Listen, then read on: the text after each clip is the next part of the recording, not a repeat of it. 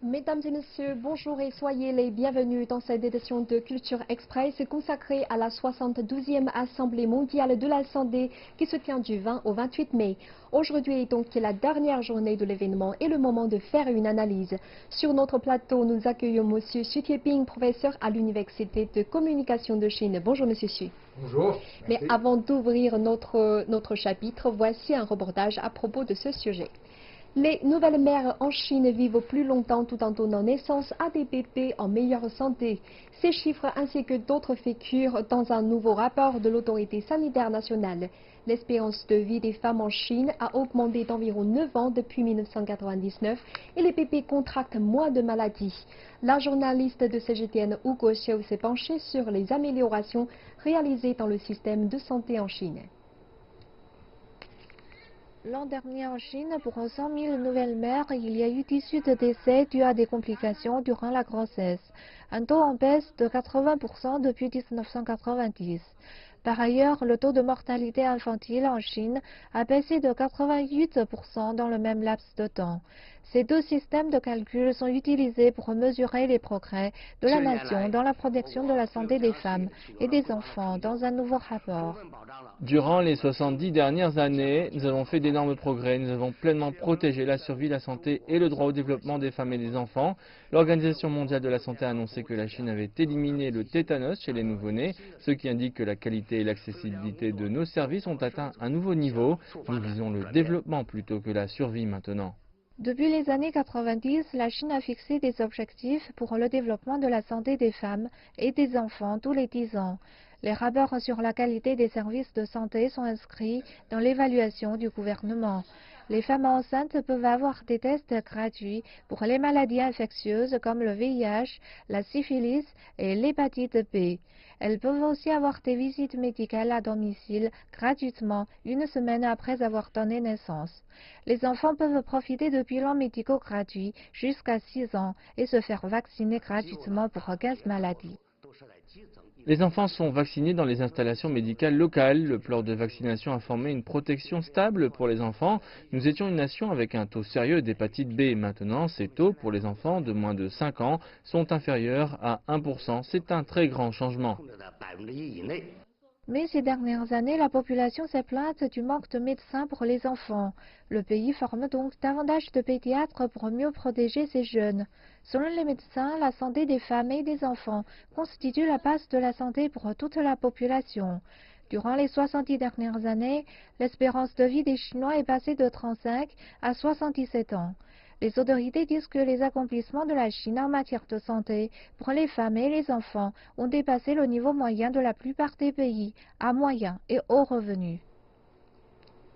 Et nous enchaînons avec l'interview sur notre plateau. Monsieur Xu, pouvez-vous tout d'abord nous présenter l'Assemblée mondiale de la santé, cet organe décisionnel suprême de l'OMS? Oui. Je pense que par exemple, après la fin de la Deuxième Guerre mondiale, oui. On a fondé une série d'institutions spécialisées, organisations internationales spécialisées, dont la plus grande partie ont des sièges à Genève. Donc par exemple l'Organisation mondiale de santé, selon la Constitution, c'est que chaque année on tient une fois pendant 2 jours ou 3 jours. Je dirais, l'Assemblée générale. 2 ou 3 jours au début. Oui. C'est assez court. C'est assez court, mais avant, bien sûr, il y a pas mal disons, de teams ou de petits groupes de travail. Oui. À travers les commissions spécialisées pour examiner. Et disons, au dernier moment, c'est bien sûr, déjà on a de préavus. Alors il faut voter, il faut simplement décider, faire le jugement. Et maintenant, ça dure au moins une semaine. Chaque année. Bien sûr, si on prend par exemple, je dirais que les préparatoires et après la discussion officielle et puis le dernier moment de vote et le processus de consensus. D'accord. Et la 72e Assemblée mondiale de la santé se tient maintenant du 20 au 28 mai à Genève. De nombreux sujets ont été abordés. Alors pouvez-vous nous en citer quelques-uns particulièrement importants ou intéressants pour vous? Je pense que classiquement, c'est d'abord examination du rapport présenté par, je dirais, chaque délégation, conduit souvent par le ministère de la santé. De santé. Est-ce que ça a réalisé ou pas? Est-ce qu'il faut faire quelque chose d'assistance ou disons de proposition? Ça c'est disons normal. Et deuxième, je dirais plutôt un peu technique. Quel type de maladie, quel type de médicaments qu'on doit autoriser, ou faire un peu plus d'études, ou quelque chose, disons, expérimentation. Et le troisième, plutôt, c'est sur l'agenda dans l'ensemble. Est-ce qu'il y a des défis en commun? Faut-il, disons, donner une assistance ou l'aide spéciale sur une partie, sur une maladie, etc. On pense par exemple, depuis quelques décennies, disons, le défi de SIDA, disons, de certaines maladies liées à la nouvelle pratique, disons, socioculturelle, ou enfin, par exemple, certaines maladies, disons, nouvelles, qui constituent une sorte d'effet, etc. Oui, voilà. Alors, quels sont les intervenants ou les invités de l'Assemblée mondiale de la santé 2019? Vous avez dit que c'est un événement assez professionnel et à partir de quelques années, nous avons remarqué qu'il y a une augmentation de délégations et puis surtout des membres de délégation. Alors, qui sont-ils et puis qu'est-ce qu'ils font maintenant? Je dirais, oui, par exemple, aujourd'hui, on est dans le monde à moins de 200 États. Donc, à peu près totalité des États participent, disons, à cette assemblée avec 194. Et ça couvre déjà tout le paradis. Dans ce cas-là, il y a tout de même quelque chose, disons, imprévu. C'est-à-dire que depuis quelques années, il y a certains, je dirais, acteurs sociaux politiques qui n'ont pas le statut de l'État, mais qui voulaient y participer, disons, à un titre, disons, plénipotentiaire. Souvent, c'est lié avec des forces, disons, je dirais, de séparation, etc. Parfois, ça détruit, ça s'apporte, je dirais, l'ordre international. On s'appelle fabricant de troubles. Cela dit, à travers ces ennuis un peu, je dirais, politisés, idéologisés, l'Assemblée générale de santé constitue tout de même un lieu professionnel. Les délégations présentent les rapports, les problèmes où on peut se formuler la demande d'assistance, etc. Mais moi, je pense que cette année, c'est plus important, c'est qu'on dépasse classiquement un peu la division entre Nord et le Sud, je veux dire développement, en disant, voilà, quel que soit l'état où se trouve, à quel niveau il faut réaliser un couvernement, je dirais un couvrement universel de base de services de santé. Là, c'est la première fois qu'on formule, je dirais, dans la proposition. Mais à propos des intervenants, est-ce qu'ils sont plutôt les représentants du gouvernement ou puis il y a aussi des professionnels, par exemple des médecins ou bien des scientifiques sur la santé?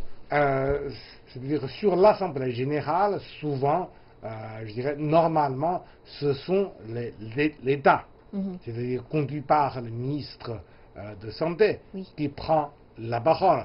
Parallèlement, comme d'autres organisations spécialisées internationales, il y a des commissions qui sont composées de spécialistes. Disons, quand ils regardent, ils analysent le problème, ce n'est pas sur la position de l'État, mais plutôt sur des positions professionnelles, en disant quel type de maladie, quel type de défi, etc., etc. Et regardons de plus près quelques sujets sur la Chine qui a partagé ses expériences en matière de soins de santé primaire lors de la première journée de la 72e Assemblée mondiale de la santé, c'est-à-dire le 20 mai à Genève. Pourquoi les soins de santé primaire sont-ils mis en lumière cette fois-ci? Si, par exemple, je pense qu'on se souvient, par exemple, 10 ans ou 15 ans, je dirais l'Assemblée internationale de la santé. Il y a beaucoup de pays où on fait des promesses. Peut-être aujourd'hui, quand on regarde, probablement un peu plus de moitié ont réalisé leurs promesses. Tenu leurs promesses. Voilà, dont la Chine. Oui. Et sur ce point, moi je pense, sur des critères, comme on le sait, mortalité infantile, la grossesse, je dirais, le traitement, le pourcentage de récompensement, de recouvrement, le degré, je dirais, les rapports, les ratios entre les habitants et le nombre de lits, de médecins, d'infirmières, etc. On a dépassé notre promesse. Donc, on a non seulement réalisé. Aujourd'hui, c'est un des rares pays je dirais, dans l'ancien tiers-monde, je dirais le pays du développement, où, disons, l'espérance de la vie arrive à peu près 75 ans. C'est déjà à peu près similaire avec beaucoup de pays disons, développés. Ça veut dire qu'il y a une grande progression. Et deuxième, je dirais qu'on a vécu dans ce pays, on a connu la trajectoire de la progression. Ce que l'on trouve, c'est qu'aujourd'hui, c'est que l'écart classique entre la Chine, l'écart dans les trois médicales, c'est-à-dire urbains et ruraux, c'est beaucoup plus réduit. C'est pas totalement apnisé, mais tout de même, c'est réduit beaucoup. Là, c'est d'une grande progression. Même, par exemple, quelques années avant, moi j'étais, par exemple, sur le haut plateau tibétain. Moi, je suis moi-même, j'ai passé, ma famille a vécu longtemps au Xinjiang. Donc, on a retourné au Xinjiang. Aujourd'hui, sur les points, disons, isolés, reculés, etc., on trouve que finalement, les bergers, les paysans un peu isolés, là, aujourd'hui, ont à peu près le similaire traitement de base au quotidien. Et couvert par le système de santé. Et là, je dirais que oui, bien sûr, il y a le moyen, il y a la volonté, mais il y a aussi le moyen disposé. Et dans ce cas-là, c'est bien vraiment la grande progression. Les expériences de la Chine sont assez précieuses et on peut tirer des leçons peut-être de nos expériences. Alors le 24 mai, l'OMS a tenu une brève cérémonie de certification en l'honneur de 2 équipes médicales d'urgence internationales, c'est-à-dire EMT, de la Chine, portant ainsi à 5 le nombre total d'EMT chinoises certifiées par l'OMS. Alors pouvez-vous nous parler de cette certification? Alors que signifie-t-elle pour une équipe médicale d'urgence? Je dirais que le début, par exemple, surtout au début des années 60, certains pays développés du Nord, comme Norvège, comme la Hollande ou la Suisse, a commencé à envoyer des équipes spécialisées pour, je dirais, une assistance d'urgence, souvent hors frontières. Et ça devient, disons, une pratique de plus en plus demandée, vu par exemple la dimension et l'ampleur, notamment liée avec le désastre, la guerre et surtout la propagation des maladies.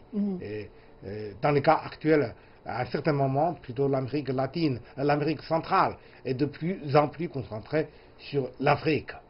Côté de la Chine, on sait par exemple en 1963, c'est la première fois que le gouvernement chinois a envoyé le premier équipe médicale en Afrique. Dans 60 ans, aujourd'hui il y a plus de 60 ans.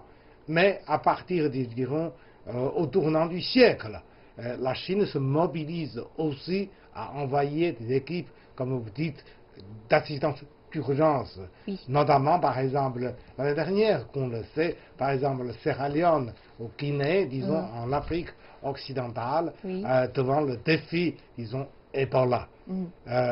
On le sait par exemple, certains pays du Nord ont finalement réduit leur présence, mais il reste, certains ont rappelé leur équipe. Et c'est un des rares pays dont la Chine qui reste et qui a, je dirais, travaillé ensemble avec la force locale à surmonter ce challenge. Et donc, avec cette certification, c'est-à-dire les équipes médicales d'urgence sont qualifiées ou bien ils ont la capacité de donner des recours aux autres pays qui dans les besoins. Oui, c'est-à-dire que par exemple, dans les cas, par exemple, vous devez envoyer quelqu'un et non pas seulement sur une petite quarantaine. D'accord. La quarantaine, souvent, c'est un peu la fin. Qu'on sait, par exemple, en Congo, il y a certains moments, c'est un peu vraiment le désastre. Merci. Merci, monsieur, d'avoir participé à notre discussion. C'est la fin de cette édition spéciale. Merci de votre fidélité. L'actualité continue sur notre site internet et les réseaux sociaux. À très bientôt sur CGTN Français.